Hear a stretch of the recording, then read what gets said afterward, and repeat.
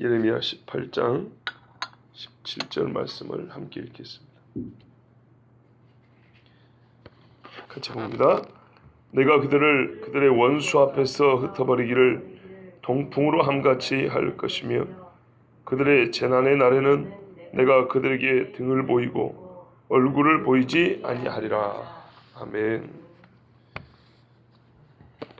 하나님이 이스라엘을 그 원수 앞에서 동풍에 날리듯 바람, 동쪽에서 불어오는 바람을 이렇게 날리듯이 날려버린다, 흩어버린다 그랬습니다.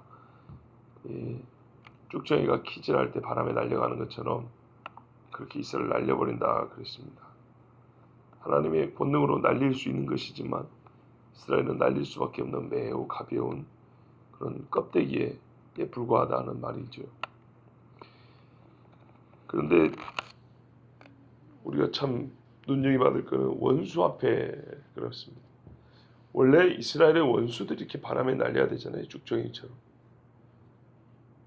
이렇게 표현하면 그나마 나을 텐데 의인들 앞에서 이스라엘이 동풍에 흩어 날려갈 것이다. 그래도 참 이스라엘 입장에서는 이 보통 큰 재앙이 아닌데 이스라엘 생각에는 원수 앞에서 원수보다 가벼운 쭉정이로 날려간다. 이거 얼마나 큰 문제입니까? 그렇지 않아요? 이스라엘 앞에서 원수가 쭉정이에 날려가야 되는데 거꾸로 원수 앞에서 그 말은 원수보다 훨씬 못한 본래 이스라엘의 자리가 있고 그들의 원수가 있는데 원수보다 못하다는 거잖아요. 또 하나는 재난의 날에 내가 그들에게 등을 보이리라. 얼굴을 보이지 아니하고 등을 보인다 그랬습니다. 이 등을 보인다는 말은 외면이죠. 쳐다보지 않고 도와주지 않고 전혀 신경 쓰지 않겠다는 얘기입니다. 이 말은 하나님이 원수의 편에 선다는 얘기잖아요. 그렇지 않습니까? 이스라엘은 하나님과 얼굴을 마주 볼 때 이스라엘인데 등을 돌려버리니까 재난의 날이에요. 그게 배신이죠. 말 그대로 하나님이 배신입니다. 이스라엘을 등진다는 얘기잖아요. 근데 왜 그렇게 됐냐 하면은 이스라엘이 먼저 하나님을 배신했기 때문입니다. 그건 우리가 다 압니다.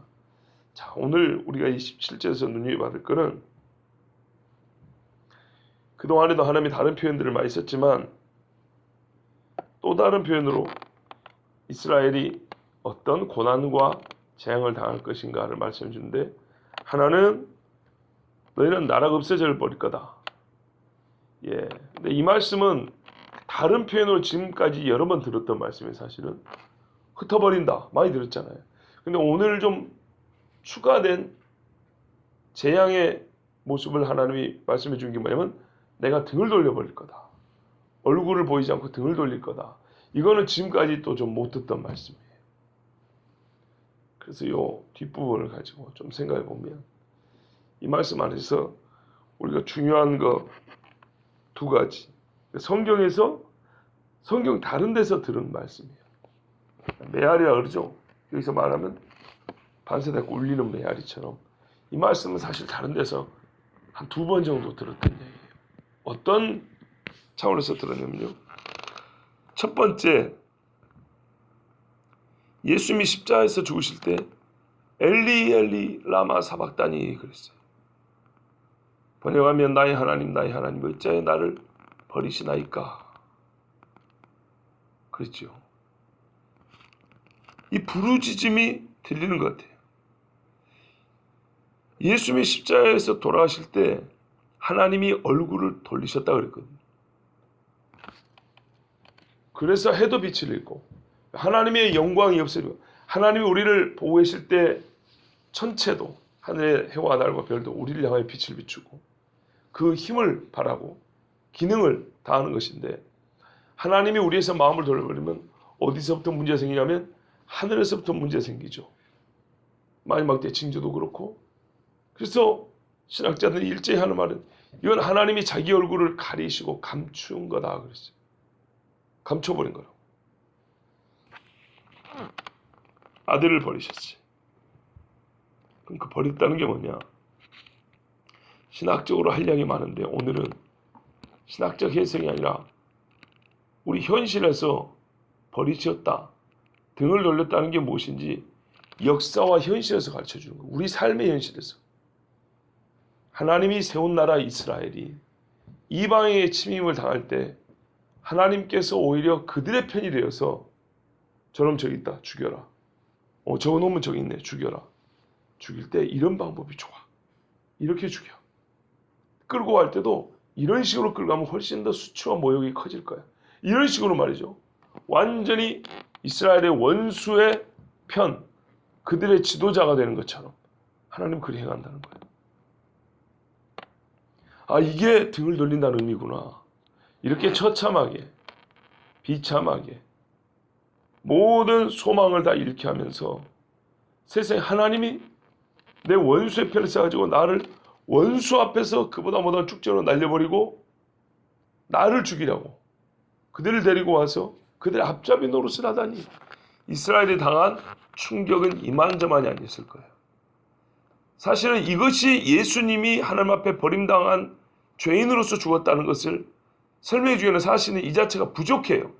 부족한데, 실제에서 부족한데 우리의 연약한 인간의 이해력으로 볼 때는 이 사건이 있기 때문에 예수님이 하나님 앞에 버림을 당했다는 말이 어떤 고통인지 짐작을 할 수 있는 거예요. 신학적으로는 아버지로부터 끊어집니다. 분리됩니다. 이러지만 이래갖고 우리 체감이 안 돼. 체감이. 진술은 맞지만 그 진술의 실제가 뭔지. 그런데 오늘 말씀 보니까 그게 하나님 앞에 버림을 당한다는 말이 이런 거구나. 실제로는 이 아픔을 얘기하는 거구나 하고 우리는 이만큼 매우 현실적이고 실감하면서 그 말씀을 깨달을 수 있어요.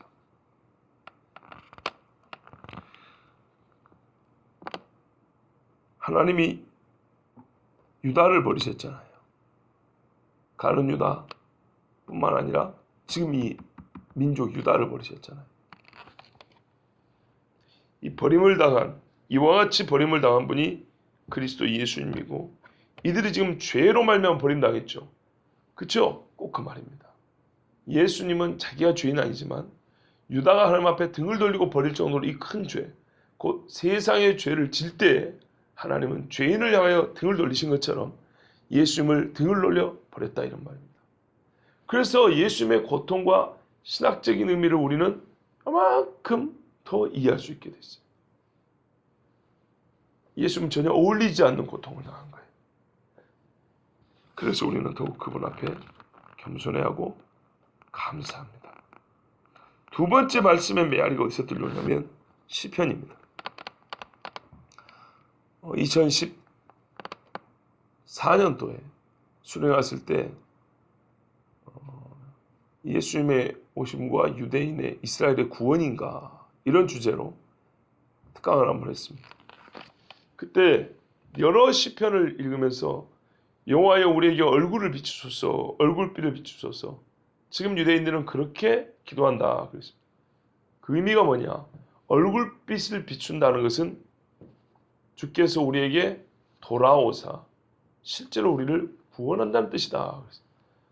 그리고 실제로 성경을 보면 하나님이 얼굴빛을 거둘 때는 우리가 죽는 시간이고, 이방에게 끌려가 해를 당하는 시간이고, 하나님이 얼굴을 돌이켜서 우리를 바라보실 때는 빛이 함께 오며, 왜? 하나님 얼굴은 빛이 있잖아요. 빛이 함께 오며 우리가 그때는 구원받고 사는 시간이다. 이것을 성경에서 보면 볼 때마다 확인할 수 있습니다. 왜 우리는 이스라엘 사람들이 하나님이 우리에게 돌아오사 얼굴빛을 비추소서라고 기도했는지 알 수 있겠어요. 이게 말씀이잖아요. 이 말씀이. 얼굴빛을 거둔다는 말은 곧 하나님이 우리를 심판하기로 작정하였을 때 하는 말이거든요. 그래서 이스라엘 사람들은 말씀에 근거하여 우리를 구원하소서라는 말을 다르게 표현하면 똑같은 뜻으로 하나님이여 얼굴을 돌이켜서 우리를 바라봐 주세요. 우리에게 빛을 비춰주세요. 이렇게 한단 말입니다. 뭐 시편에서 몇 가지만 한번 찾아보면요, 이 말씀의 그 실제를 몇 가지만 찾아보면요, 시편 69편 17절에 주의 얼굴을 주의 종에게서 숨기지 마소서. 내가 환난 중에 있사오니 속히 내게 응답하소서. 응답을 안 할 때는 얼굴을 숨긴 거고, 응답하실 때는 얼굴을 드러내는 거예요. 80편 3절에 하나님이여 우리를 돌이키시고 주의 얼굴빛을 비추사 우리가 구원을 얻게 하소서. 80편 7절에도 만군의 하나님이여 우리를 회복하여 주시고 주의 얼굴의 광채를 비추사 우리가 구원을 얻게 하소서. 102편 2절에 나의 괴로운 날에 주의 얼굴을 내게서 숨기지 마소서. 주의 귀를 내게 기울이사 내가 부르짖는 날에 속히 내게 응답하소서. 143편 7절에 여호와여 속히 내게 응답하소서. 주의 얼굴을 내게서 숨기지 마소서.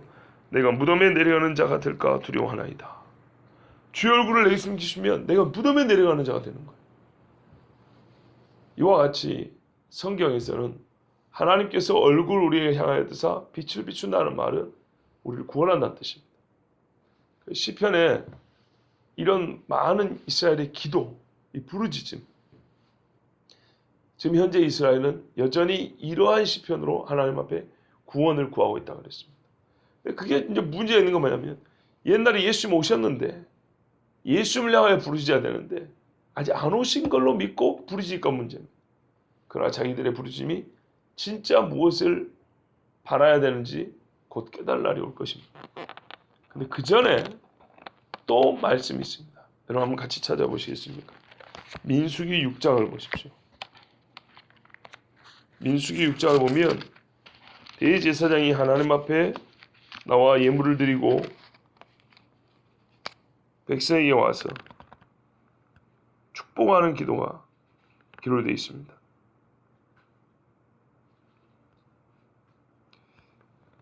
자, 6장 24절 26절입니다. 민수기 6장 24절에서 26절 같이 읽겠습니다. 여호와는 내게 복을 주시고 너를 지키시기를 원하며 여호와는 그의 얼굴을 내게 비추사 은혜 베푸시기를 원하며 여호와는 그 얼굴을 내게로 향하여 드사 평강 주시기를 원하노라 할지니라 하라. 아멘. 여기 얼굴이 두 번 나오죠. 예. 축복할 때, 축복 기도할 때 중심 어구가 여호와의 얼굴입니다. 여호와의 얼굴이 빠지면 은혜도 없고 평강도 없습니다. 베드로가 예수님과 얼굴이 마주칠 때 그에게는 어둠이 물러가고 자기가 지은 죄를 깨닫게 됐고 회개할 힘을 얻게 됐습니다. 이토록 중요한 것이 하나님의 얼굴입니다. 그러니까 뭐라고 말하냐면, 이 말을 내용을 말하면 제사장이 축복을 할 수 있는 권한이 있고 그렇게 해야 될 사명도 있는데, 우리가 흔히 생각하는 축복의 기도말을 그냥 막 남발할 것이 아니고 신학적인 뜻이 바르게 담겨 있어야 된단 말이에요. 신학적인 뜻을 말하면 성경 전체가 말하는, 하나님이 성경 뜻으로 우리가 말씀하시는 진짜 복을 구하는 기도가 되는, 복을 구하는 기도와 복을 구하지 않는 기도의 구별점이 되는 말이 있어야 된다 이 말입니다. 그 차이가 되는 말의 핵심이 뭐냐면, 그 중에 하나가 뭐냐면 여호와의 얼굴이라 이런 뜻입니다. 여호와의 얼굴빛이 축복 기도의 핵심입니다. 물론 이거는 구약의 제사장들이 실제 했던 기도문입니다. 그래서 오늘 목사들 중에 축도할 때 성삼일체 하나님의 이름으로 축도하지 않고 요 기도문을 그대로 하는 사람들이 있습니다. 실제로 이렇게 손 들고 여호와는 내게 얼굴을 드사 은혜 주시기를 원하며 이렇게 합니다. 저는 꼭 그렇게 한다 생각 안 합니다. 왜냐하면 이거는 제사장이 하는 복이거든요. 축복이거든요. 자기 제사장 아니잖아요. 그래서 그렇게 해버리면 꼭 내가 제사장 된 것 같은 그런 오해를 불러일으킬 수 있기 때문에 저는 그거보다는 우리 바울 선생을 통해서 주신 삼일체 하나님의 이름으로 축복하는 것이 훨씬 더 낫다고 생각하는데, 그렇지만 문제는 우리가 이 축복 기도문을 잊어버렸단 말이에요. 몰라요. 그래서 그거를 우리에게 환기시켜주고 이 위대한 축복 기도문이 있다는 것을 가르쳐주는 의미에서는 뭐 어쩌다 한 번씩 하는 것은 큰 문제가 없다고 봅니다. 실제로 신학교 교수들, 목사이면서 교수들이 자기가 축도할 때는 이 기도문으로 축도하는 사람이 더러 있거든요. 그러니까 말하자면 이렇게 하는 것이 신학적으로 그렇게 큰 문제가 되지는 않는다는 뜻이기도 합니다. 자, 하여튼 좋습니다. 우리가 보고 싶은 건 지금 얼굴빛입니다. 말씀이 보여주는 바 우리가 오늘 반드시 알아야 되는 것은 얼굴빛. 그리고 성경 곳곳에 그러고 보니까 얼굴빛. 하나님과 얼굴을 마주한다. 주께서 얼굴을 우리에게 들고 계신다. 감추었다. 여러 군데 말씀들이 그러고 보니까 더 이해가 됩니다. 하나님의 얼굴은 말씀 그대로 우리에게 구원입니다. 재난의 날에는 내가 그들에게 등을 보이고 얼굴을 보이지 아니하리라. 실제로 이런 상태에서 어떻게 구원을 기대하겠습니까? 하나님이 완전히 망할 때까지 그들에게 얼굴을 돌이키지 않습니다. 하나님의 얼굴을 돌려버리면 어둠과 사망이 임하고 하나님이 우리에게 얼굴을 다시 돌이켜서 비춰주시면 생명과 평안이 있습니다. 그런데 문제는 이겁니다. 누가 먼저 하나님에게서 얼굴 돌렸냐 이 말이에요. 이미 말에 답이 있군요. 누가 먼저 그래 했느냐 그랬으니까 우리가 했던 것입니다. 우리가 먼저 하나님 앞에서 얼굴을 돌린 겁니다. 저희 어릴 때 제 아버지가 항상 그랬거든요. 하나님이 니를 먼저 버리는 법은 절대 없다. 네가 하나님을 떠나면 하나님도 니를 떠나고 네가 하나님을 버리면 그러면 하나님도 너를 버린다. 문제는 네가 하나님 앞에 네 마음을 항상 정해놓고 네가 하나님을 바라보느냐의 문제다. 진짜 어릴 때 들은 이야기입니다. 우리가 해야 할 일은 하나님을 향하여 내 얼굴을 들고 있는 겁니다. 보라 지금 은혜 받을 만한 날이라 구원의 날이라 그렇게 말씀하고 있잖아요. 여전히 하나님의 은혜의 빛이 지금 비추고 있다는 것입니다. 근데 내가 됐다고 이제는 이제 뜨거워서 그 빛이 너무 힘들다 이렇게 돌려버리면 그때부터는 차갑고 추운 데서 벌벌 떨어야 됩니다. 이스라엘 사람들이 아까 시편에 읽어드린 대로 그렇게 기도만 한 게 아니고 이스라엘의 선생들은 이스라엘 백성들에게 그렇게 기도하라고 가르치기도 했습니다. 시편 105편과 106편은 이스라엘이 애굽에 들어가 고난당한 이야기하고 출애굽한 이후의 이스라엘 역사를 시의 형태로 담고 있습니다. 그러니까 축약본입니다. 105편, 106편. 그런데 그 105편에 이스라엘이 얼마나 고생하고 있습니까? 애굽에서 수고하고 있습니까? 그 이야기가 먼저 105편에 나오거든요. 그때 이렇게 기도하러 가르쳤습니다. 어떻게 해요? 여호와의 얼굴을 구하라고. 우리 한번 찾아볼까요? 시편 105편 4절입니다.